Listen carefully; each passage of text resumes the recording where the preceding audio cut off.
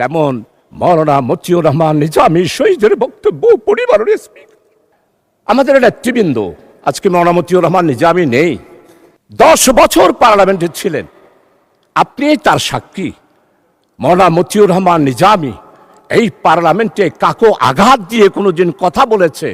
আমি ওনার বক্তব্য লাইব্রেরিতে গিয়ে সবসময় পড়ি, যেমন শাহজিজের বক্তব্য পড়ি, তেমন মাওলানা মতিউর রহমান নিজামী শহীদের বক্তব্য পরিবারের স্পিকার। আজকে মাওলানা মতিউর রহমান নিজামীকে খুঁজে পায় না পার্লামেন্টে। আল্লামা হযরত মাওলানা দেলোয়ার হোসেন সাইদি রহমতুল্লাহ আলাই উনি এইখানে বক্তব্য রেখেছেন। আজকের সম্মানিত মির্জা ফখরুল ইসলাম মহাসচিব, চরমভাবে শ্রদ্ধা করি, উনি আমাদের কৃষি মন্ত্রী মাওলানা মতিউর রহমান নিজামীর স্টেট মিনিস্টার ছিলেন, প্রতিমন্ত্রী ছিলেন। উনি এত ভালো ভালো পদক্ষেপ নিয়েছেন কৃষি ডিপার্টমেন্টে।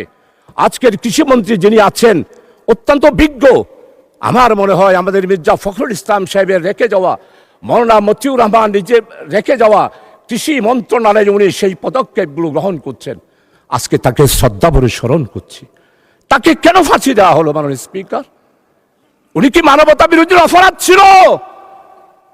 আজকে দেলোয়ার হোসেন সাইদি সাহেবের রাজ সাক্ষী, উনার বিরুদ্ধে সাক্ষী দেওয়ার জন্যে যেই সনাতনী হিন্দু ধর্মের ভদ্রলোক ছিলেন, উনি কি বলেছেন?